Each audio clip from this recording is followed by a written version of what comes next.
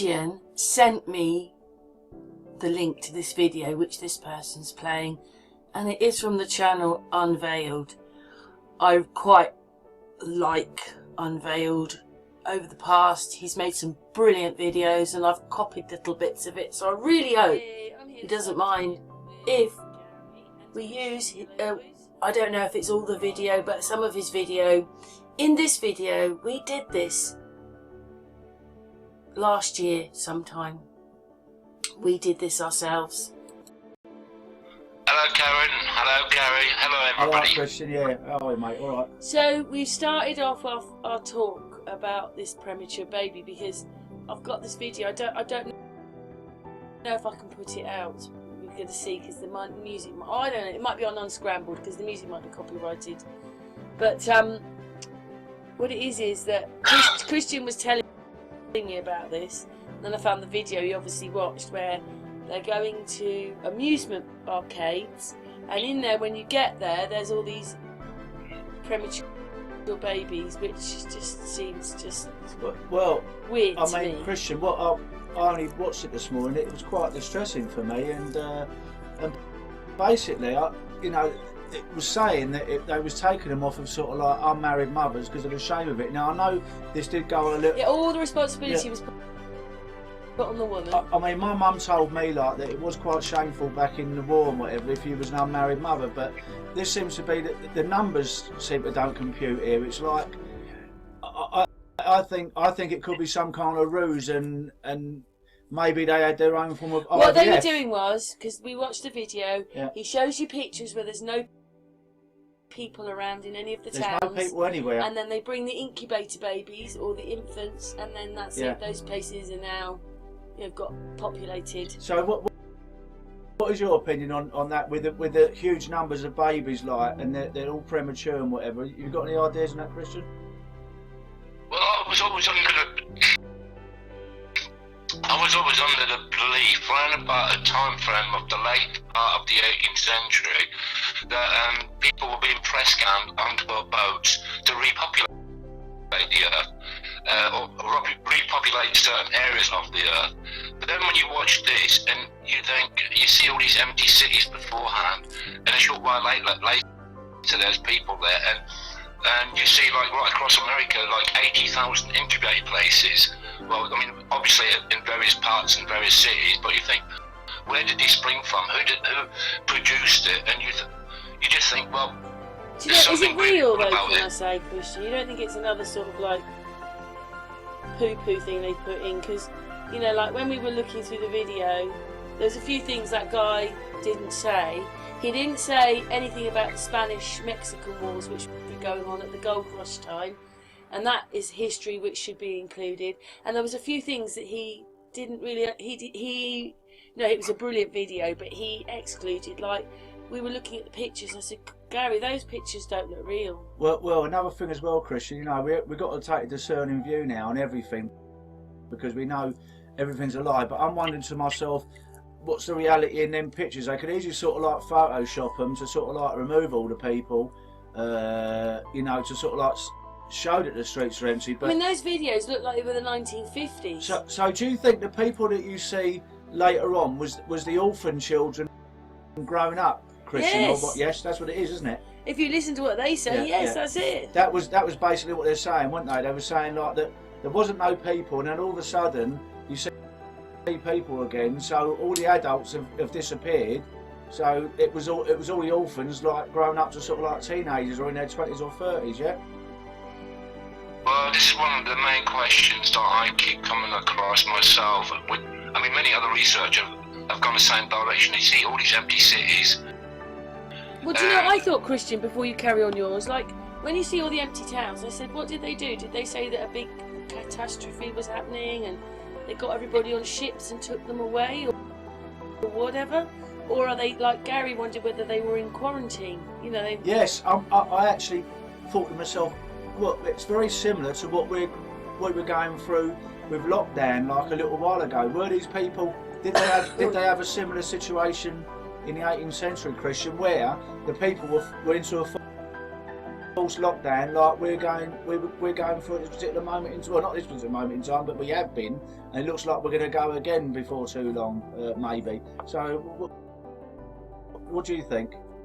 Is that a Well, there's a huge similarity with what's going on today to what went on in the early part of the 1900s.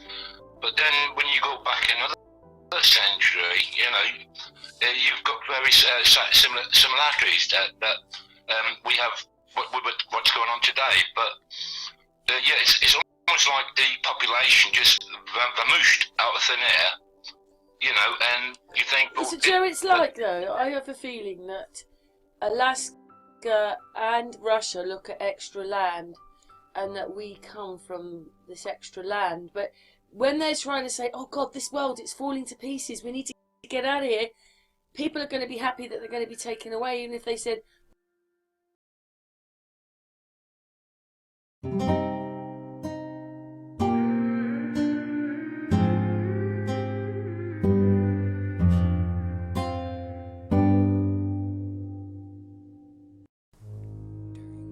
Search on Old World Photoshop, we began to notice a trend with old postcards from the 1900s showing early examples of compositing. There isn't much information on these. If there's a catalog, it's not easy to come by.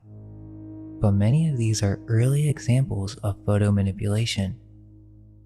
They had surreal, real photo postcards, in which they would attempt to trick people with the illusion of photography.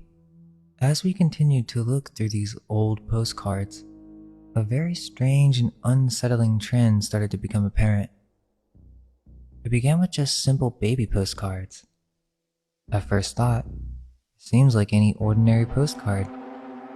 But as with the Same Sky postcard mystery, where the author began to see a trend of a variety of postcards, well, there's a category of postcards that deserves its own name and label, but it doesn't seem very well known, as there are no websites or videos explaining this topic. We shall call it the mystery of the repopulation postcards. There are other names for this style, such as baby postcards. By the end of this video, you'll be shocked at how many of these there are. We're talking in the thousands. We found one reference to what these cards were in a book on Amazon named Babylon, Surreal Babies, in which the author describes these same peculiar 1900s postcards and how they were deeply influential to many famous artists, including Salvador Dali, yet the author even admits that little is known of their history. In order to understand why we've labeled them repopulation postcards, a thorough understanding of resets, Tartaria, orphan trains, incubators, asylums, and Oddfellows will be necessary. These cards depict babies being grown.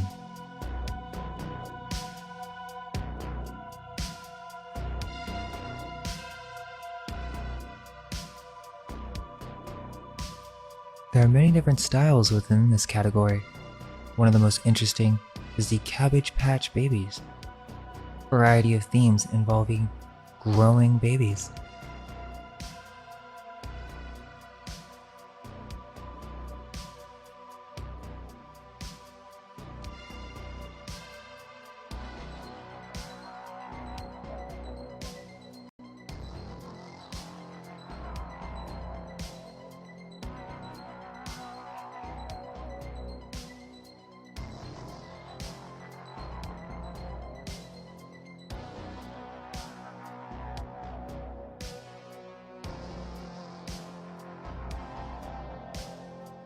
Babies on plants,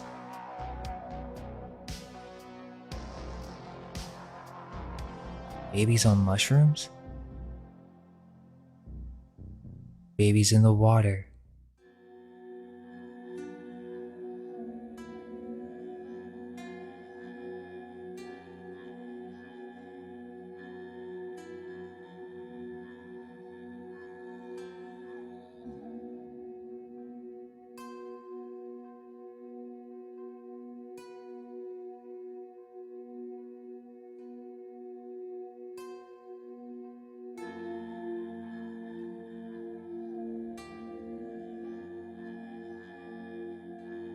babies in a nest, babies in eggs being hatched. Then the babies arrive on the train.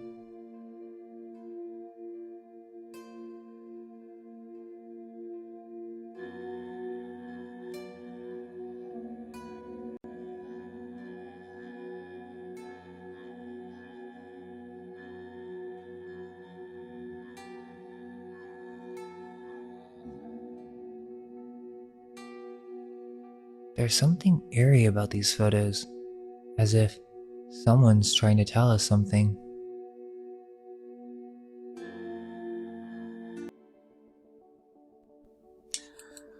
I myself went on the internet just to have a look. I'd never really looked up postcards with babies on, and I found a range of them myself. So why all the babies like this?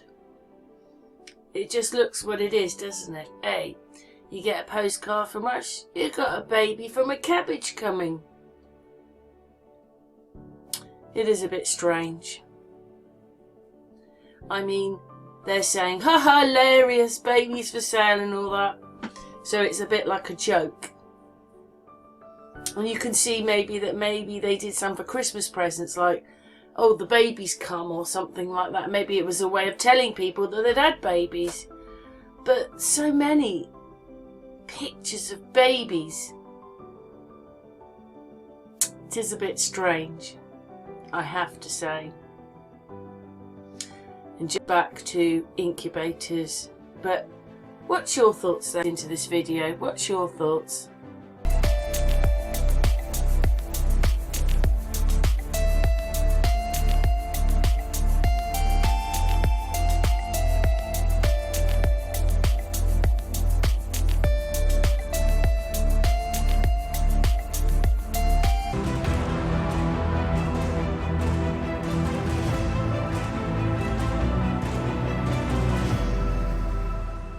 Hey everybody, here today with Christian. Hello Christian.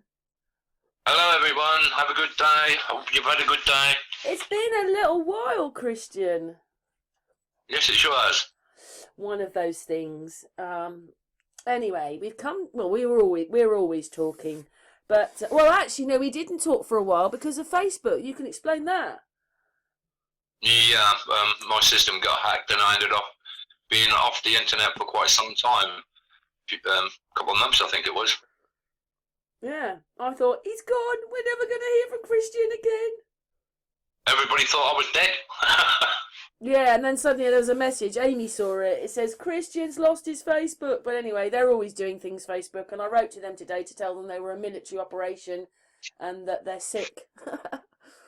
Because they keep doing things to me all the time. Every time I do something, I seem to get banned, and I'm not really doing anything. It's just ridiculous. So I wrote to them today and said, stop it. Cool. Yeah. Anyway, we know what they're capable of as well. Yeah, they love it. They love it, Christian. Yeah, it's been quite a mental 3 years, hasn't it? It has. But anyway, we've come together because we, a few months ago, were talking about, it's like fracking, but it's called leaching. And they're spelling it Leaching, leaching. So we're going to talk a bit about leaching because leaching is fracking. Whoops. Well, in my interpretation of fracking, leaching and mining, I think more or less they come under the same principles that it's just a different variants they use in their methods. Yeah. Oh, I've just gone on. Wait a minute, I've lost the pictures. Hang on. Hang on a minute, Christian. I've just lost everything. Oh, dearie me. But there you are. That's leaching. And then these are some of the pictures. I'll come back. There you go. So carry on. Sorry, Christian. So what's the difference between leaching and fracking? Nothing. Well, practically nothing. It's just a high pressure systems. I mean, we already know that of what we've been informed of how they do fracking and the stuff they use, which is more or less the same as leaching. It's just that leaching is what it used to be called in older times when they used it in mountains and massive rock formations, which they knew had probably something in the inside of them. You know, at the end of the day, when we were growing up as kids, we were always told you can't get blood over a stone, but apparently you can. You know, and you said that's to the me, irony. as we just before I pressed the button to go, to make this video, you were telling me that they used high pressure washing, and we already know that in pictures, with Jim Dillinger's video about Siberia, where it looks like he's talking about high pressured water coming in, and it looks like the same in Ireland, in the Aran Islands. They've got these round circles on the floor like they do in Siberia, and it's all a mash. So it looks like we've been damaged by water, and that's a bit strange that they're using it for leaching. Yeah, I mean, at the end of the day, when you look back on the centuries gone by, in various places where you've got slightly mountainous areas, they've always used water or water systems and under pressure water to clear certain things out. And when you think about gold mining, it's the same thing. They use water to separate your minerals. So it's still the same today. In fracking, I think they're using now chemicals and high pressure systems. And that's why where it's being done out of the way of people.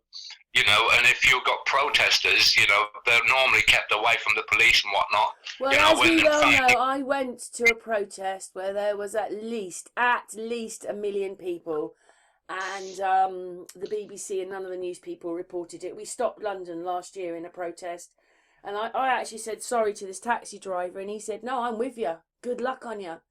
So, because we like when you're being made to wait at a roundabout for about an hour while the people walk through, you have to say sorry. But he was fine about it. He said but it's not advertised on the television.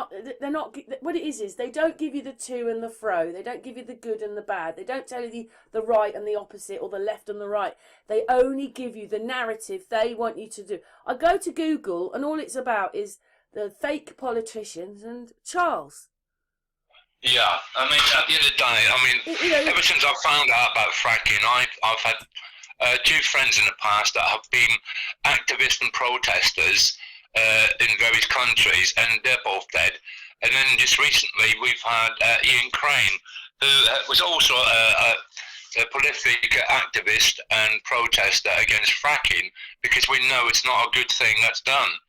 But overall, I mean, I was more shocked to the core to find out that fracking is used for the mining of precious metals and gold, things like gold. So you think, are they really mining? I've changed my mind a little bit about that, because you talked about that so much, and I heard it, and I suddenly thought one day, as we can tell in history, there was a big town, say, in the desert, Nevada desert, that's gone now. It was a mining town. It was almost the same size as Los Angeles. They managed to get rid of that. And they've moved people around. And in America, they've got miles of abandonedness everywhere, and the people aren't noticing it. Half of Detroit is abandoned. You've got all that. So basically, they could have moved us away from some of the burial sites. And then when they say they found gold, they've gone to a burial site, and we've made the gold, and they're taking the gold from us. And the better quality the gold, the older that person was that they got out. This is it. I mean, I've researched so many. When I really thought that one day, and I thought, I'm going to be telling everybody this as well now. Well, the gold comes from us. The gold comes from us, and they're mining our dead bodies. And like I said to you in previous times that we've talked in the past, that every time I research something, it always takes me back to the mining projects of today, the past 100 years, and going back further into time.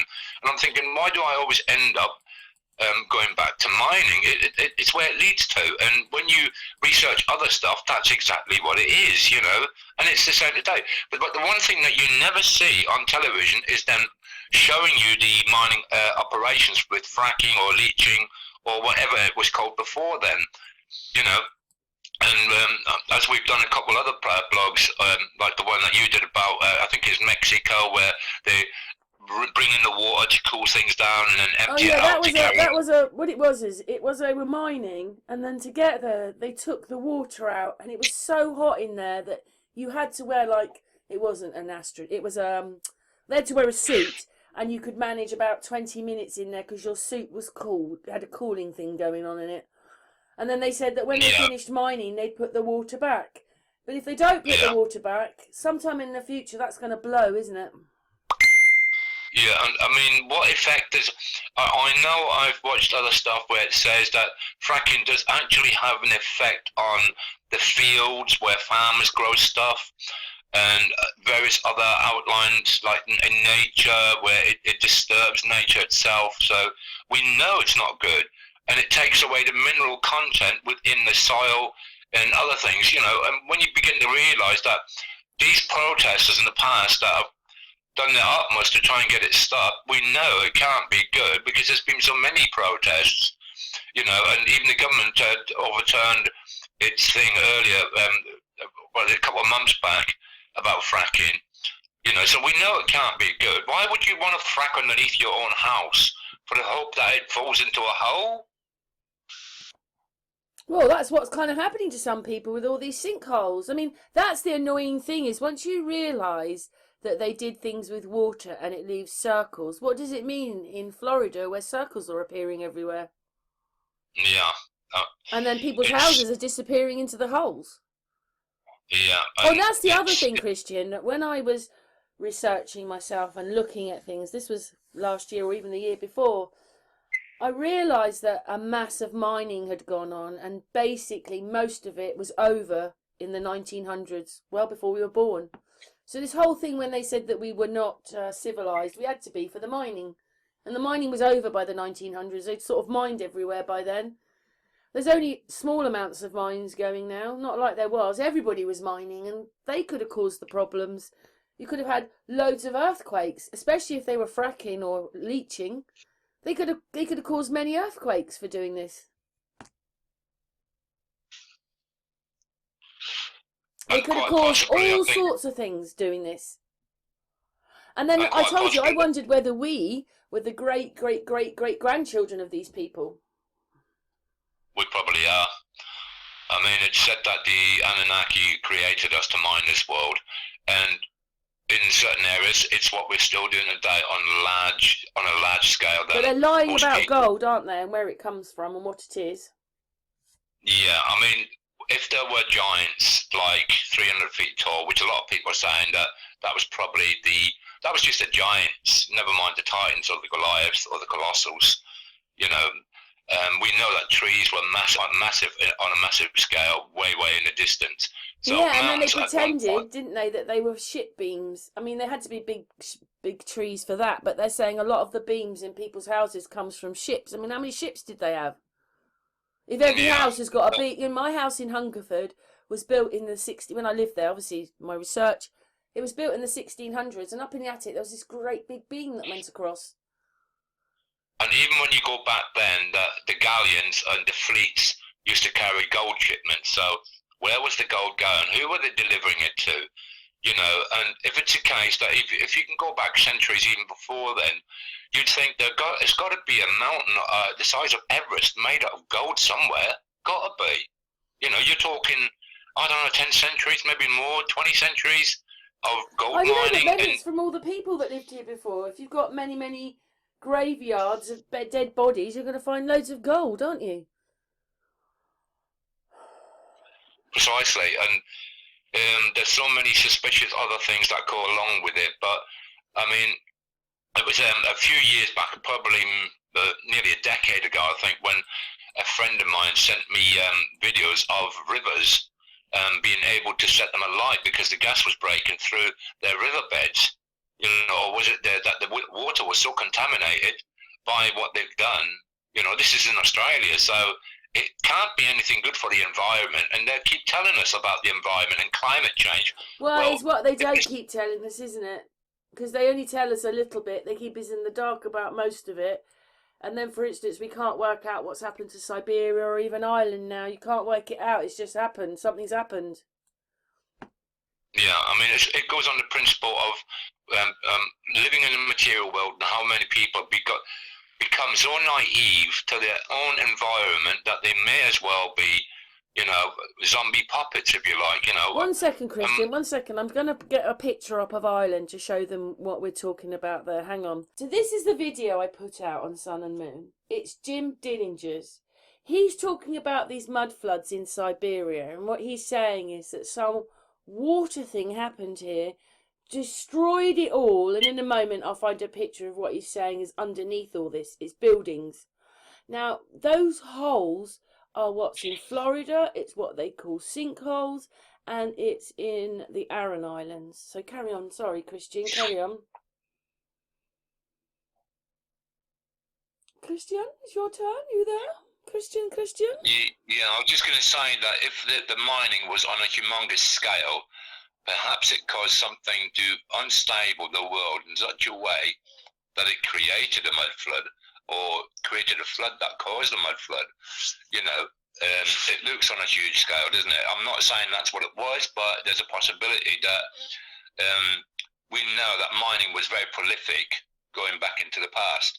So, and it still is. I mean, I think there's a Russian He's mine. saying that he reckons that this was done by a high water pressure thing. Water did it. Yeah. So basically, he's showing you on the map. I just because I'm playing the video, but it's really that picture I wanted to show. Oh, what do you call it? It's called a wormhole. That's the bit I want to get to. But he's showing Siberia. That's in Ireland. But he's showing this, and he's saying that when he looks, it's just full of these holes, and that's what's underneath. And he's saying it is a town and stuff is there, and obviously it's designed brilliantly, but it's underneath this rock. This is what you know, when they use instruments to say what's underneath the land, this is what's showing in Siberia. It's a great big town. It's missing, like towns and towns are missing. Yeah, and this is still going on today. Like there's I think a De Beers mine. I think it's a gold mine, or might even be a diamond mine. I'm not sure which, but it's the size of New York and bigger, as in width, as in depth. So it's absolutely humongous. Not sure how deep it goes, but it's not the only one. And some of these places are restricted areas for working personnel only. So are these person now more informed than the average Joe from the street? Because they don't show you on TV, and it's pretty selective viewing, so you have to really search to go out your way to find out where these places are happening. You know, and I thought myself, well, in 2020 when the world was shut down, mining was still going on. So why is mining so selective that it doesn't touch COVID? So you know there's more to it than meets the eye. Well, yes, we know that was some military operation after all, don't we? Some military thing. But anyway, just because we can't say very much about that, Christian, but we all know what we mean. He's looking at these pictures that were taken in Russia. And, I mean, it is a bit bizarre how when you see one of the pictures, it looks like you're standing outside the front door of this building, which is underneath the ground. He's going to show that in a minute. I think the video's still going. Is it going? Because obviously he's talking. Yes. So in a moment, he's going to show you. Well, we have to keep talking till it comes along. But as far as he can see, it was all done with water. And you're talking about that for this leaching. Yeah, and fracking. And whatever else they used in the past. You know, it's been the main concept going back to the times of Rome. You know, whenever Rome actually existed, they used a lot of slaves to mine. You know, same as previous other civilizations that came before and after. It's always been about what this world can give. But who is the real receiver? You know, who is the receiver? I've been asking this for years now, many years, 15 years, something like that. You know, it's something that's so constant that they keep digging for. And perhaps it's come to the end of an era that collective that they're having to search for it in deeper places or more variant places that have. What do you mean they've taken nearly all the bodies now? Or maybe what it was is they're looking for the giants because their bodies would then make more gold, wouldn't it? Yeah, but I think they've because they're bigger. They're bigger, so there'd be more gold in a giant. Yeah. When you look at the way that they call it the tectonic plates, but when you look at the world overall, it looks I mean, what were mountains originally, and why did they all look so ragged, like they've been torn to shreds? You know, where did they come from? How did they get into the place that I know the science and the physics that will do? Because when you look at mountains, they've got lines like trees, a lot of them. You know, you can do the research on that yourself, and some of them are layered. You know, some of them are different materials, compositions. Yeah, because some of the woods are thicker and denser and heavier. Yeah. And this is what I'm saying. It's like they give us their geology, and we know that things petrify, liquefy. Sorry, Christian, just before you start, this is the picture showing us that is a building. This is a building here, and this is underneath all this. These are all buildings. They were all buildings at one point, and they're not now. They're underneath this rock with all these holes and circles on it. It's like it's been utterly destroyed, and that's what he was talking about on this video. But they used, he reckoned, a high water thing to do it, to destroy it. Yeah. I mean, God knows what would happen, like in a split second or something. It's all I don't know, how would it work? Well, yeah, I mean, I've watched documentaries that explain to you that water can be used as good as a drill under the highest intensive pressure. You can pierce things with water. That's the magnificence of water. It's amazing. Do you know what? Aeroplanes use air which has got water in it. Everything that is anything came from here. Yeah, connected to water. Yeah, always connected to. So 1 second, I'm just going to stop this video a moment and bring up the Irish one now. But I was going to wait for him to finish doing the building. But obviously Jim Gillinger here is talking about the fact that, you know, wow, look at that. There's buildings under there. It's full of buildings. Yeah, and I've seen some of it myself, the buried stuff. I find it really weird in history how everything is below us, but then we've seen buildings that are built on top of other buildings, so it had to be like that. How come we're up here and not down there? I mean, so many buildings that I look at now, I'm thinking, hang on a minute, and you think, surely they didn't build them like that. And then you begin to realise that there's windows popping out from the ground, and you think, how much is under the ground? And in one place that I went to not so long ago, there was a meeting that I went to with lots of people, and we thought we were in the cellar, but when the owner of the building came down, no, he said the cellar is 2 floors below. And you think, what? So there's another 2 floors. And how would they be able, considering we only had horses and carts, how would we be able to build that? Yeah. Because you've got to dig it out the ground. You need proper machinery for that. I mean, Gary said it. Remember, he said he went somewhere and he was showing people these pictures and he said, how do you think these were built? He said, machinery, lorries, cranes. And Gary's going, no, horses and carts. Well, this is what we were told. The 1500, 1600, 1700, 1800, early 1800s were still horses and car. And there's evidence that the electric car was invented in 1828. But is that true? Is that a true reality? You know, it's bizarre. It's very bizarre. For people who have joined or whatever, the pictures we're showing is of a video that was on Sun and Moon. Jim Gillinger made it. And it was talking about this damage that had happened in Siberia and what was underneath the ground. And this is what the pictures are about. And it was done with water, he reckoned. They destroyed everything. And somehow rock covered it up, sealed it up with water, which is crazy, isn't it? It is, though, isn't it? Well, we drink water. We're told water's a necessity for us, but it's amazing. Yeah. And then you realise what water can do, even air, you know, like air fuel, doesn't it? Yeah, I mean, when it comes down to mining, I mean, it takes me back almost 20 years now, 18 years, something like that, when Michael Tellinger started talking about all these encased circles, and they look like settlements, but they're all near gold mines. But the one thing that's funny, there's no rivers, no roads in or out. I think, well, was the place covered in water, or, you know, did they ship them out via boats from the gold mines? So, you know, it's the same thing again, water. You know, it seems to be that that's the case. But if trees were megalithic size, and I mean megalithic size, not like the redwood, much, much bigger, You know, we know that certain trees, when petrified, they turn into a mineral substance. Not all, but But some. that's something else that's happened to us, isn't it? We've petrified somewhere in there. Yeah, but if there was giants as well, and we know that the saying "gold veins." This is what got me onto. When I heard this when I was a kid. Gold veins. Why has a mountain got gold veins? Why do they call it veins? You know, why not just call them tunnels, like they're digging the tunnels for gold? But no, these are actual veins, and they actually follow the vein because they go off in all sorts of directions. They have to follow the gold vein because if they don't get the gold. It's as simple as that. It's like following the road with a car. You have to keep go off the path, and it makes perfect sense that they call them gold veins. And if it's gold veins, that's the way I see it.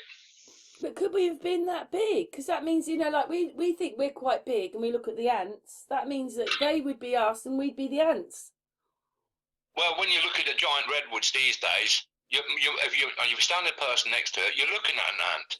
I mean, basically. that one there looks like a man. He just showed a picture of the outline of this piece of Russia, and just at that moment, it looks like a man. It looks like a man's head. But anyway, he's talking about that. This is in Russia, but we're going to... So you said... Because I said sometimes I feel like it's hell here, but carry on. And you said it's not because farming. Yeah, because of farming, because everybody in this world needs food to eat to sustain themselves, right? When you think about farming, you think about pharmacare, which is another thing which helps to sustain our health to a degree. But then you think about the gold mining. And to me, that's like, when you think about mining, you're digging for something, you're looking for something, you're cutting into something, you're going in deep. That's also farming for something. They call it mining, but it's another form of farming. Fracking. So what do you make of the picture I've just sent you? When you can see that definitely...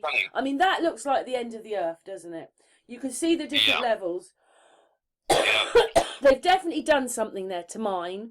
Masses of mining's happening. You can see a cutout. You can see where they dived in, like the swimming pool. You can see the different levels where they've been taking stuff away. And this all ended before we were born. Yeah, exactly. And to me, even looking at the entire picture, it looks like it's been cut into. It looks like a piece of cake, you know, that you've cut into. But it does look like the end of the earth there, doesn't it?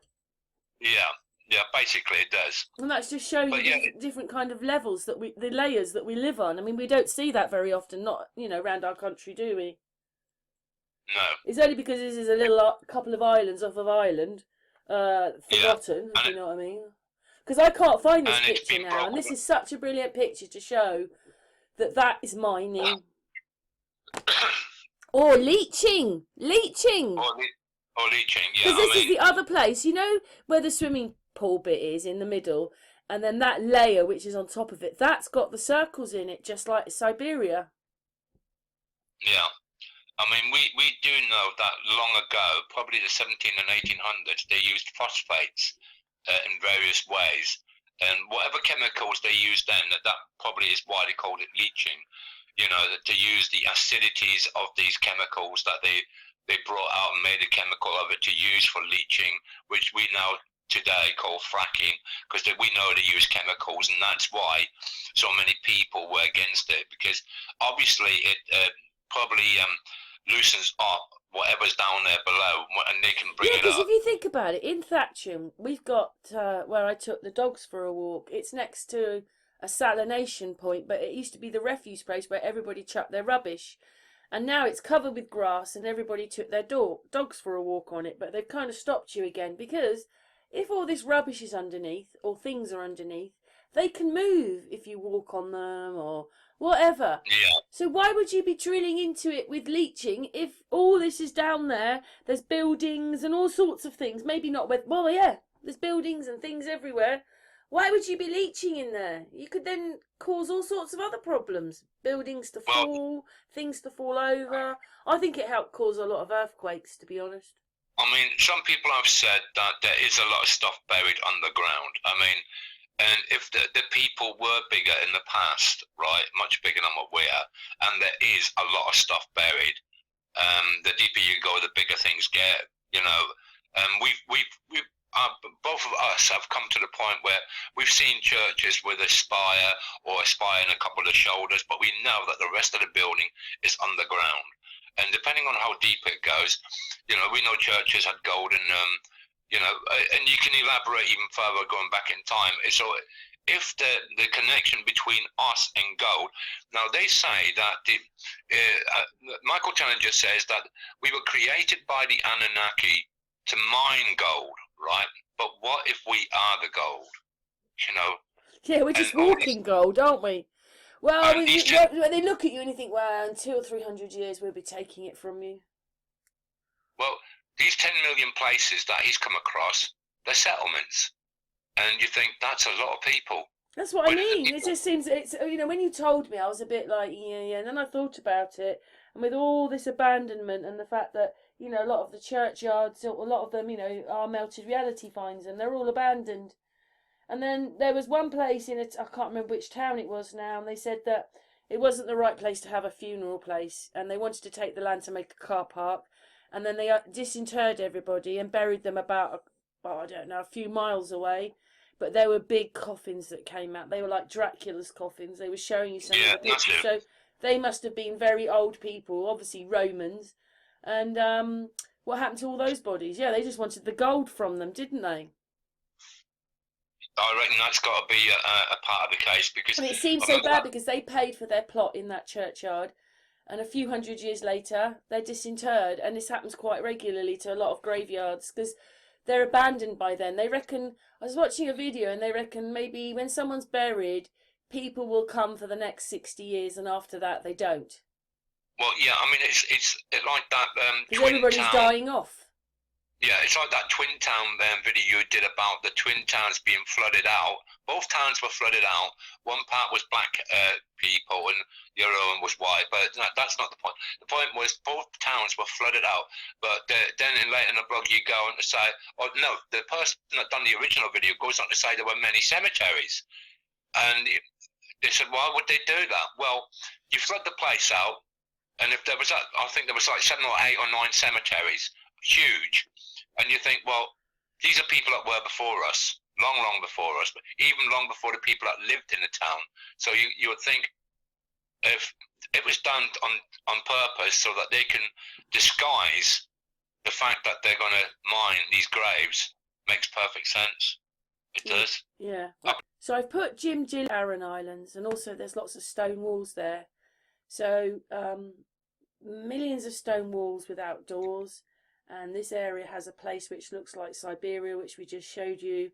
I showed you the picture just a minute ago, and this is part of this video, so it will come back to where they're diving and everything. But carry on, Christian. Sorry, I cut you off again. Yeah, as you were saying about the graves and digging up the graves, I mean, we know about grave robbers and grave diggers doing the grave robbing and whatnot. One thing other came to my mind was the fact the amount of graveyards that I've been to where I live, and even in other places that I've visited in recent years, and the fact that there are no yards beyond 1800.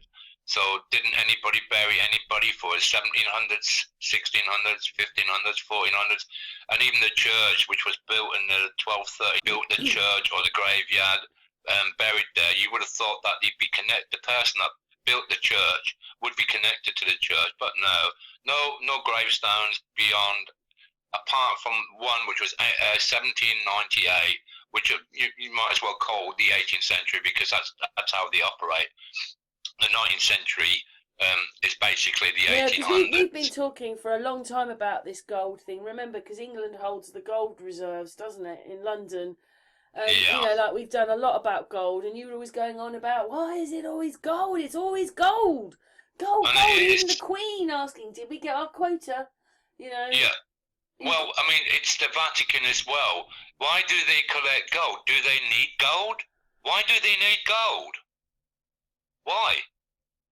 Don't they need friendship and people to understand God? Why don't they just tell us the truth in the first place? Because we're only here because they've lied so much, and now we can't work anything out because they've lied so badly about everything. You know, it's like they're the baddies and they took over, but they didn't tell us that.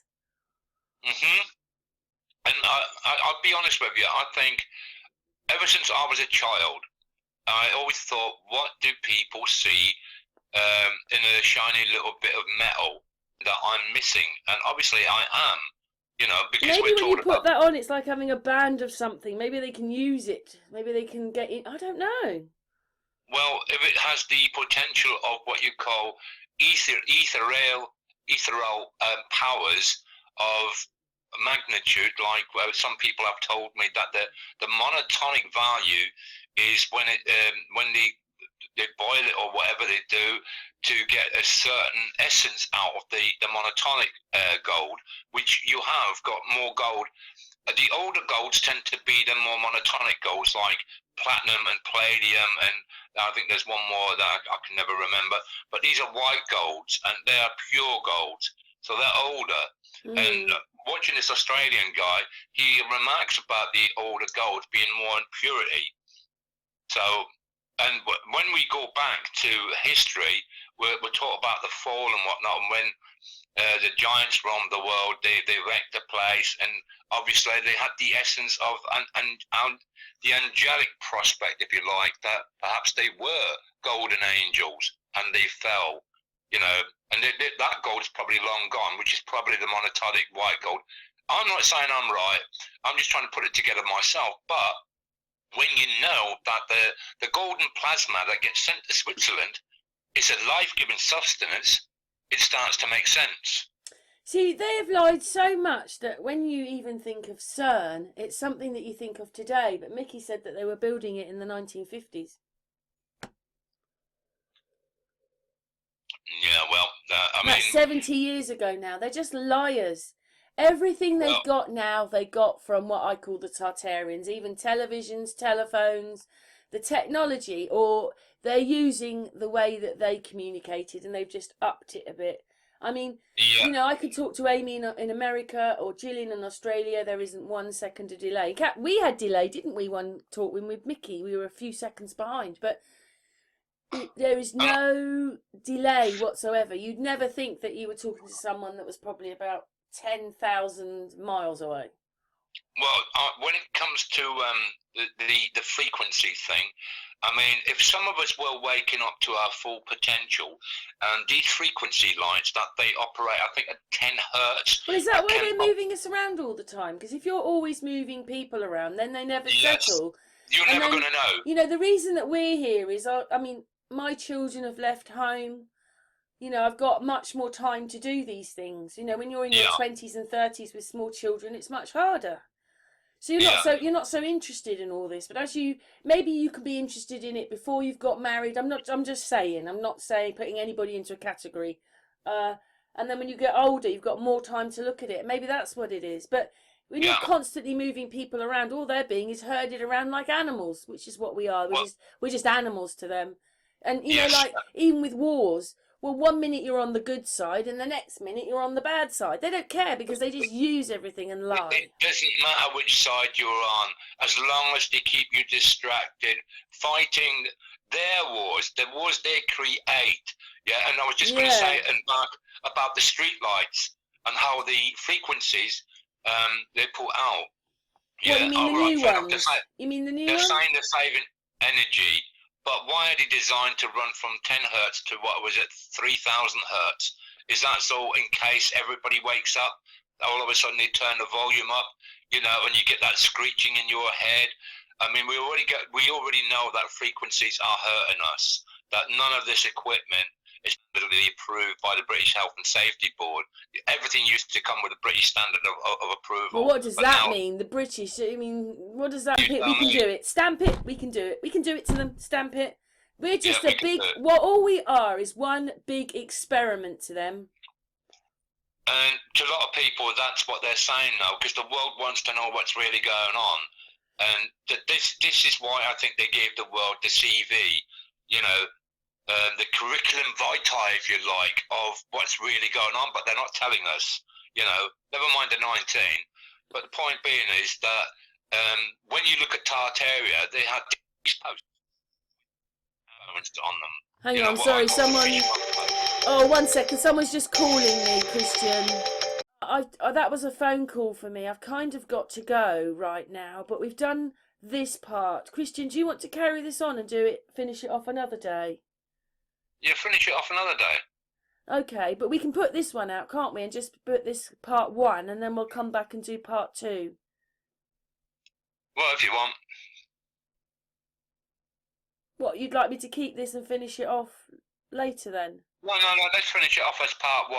We'll carry this on, because I was going to say that if you let me know that we were going to do the thing about leaching, because I've got old magazines from 40 odd years ago that probably have some more information on leaching. I've done a little bit of research on leaching, but not enough that I remember.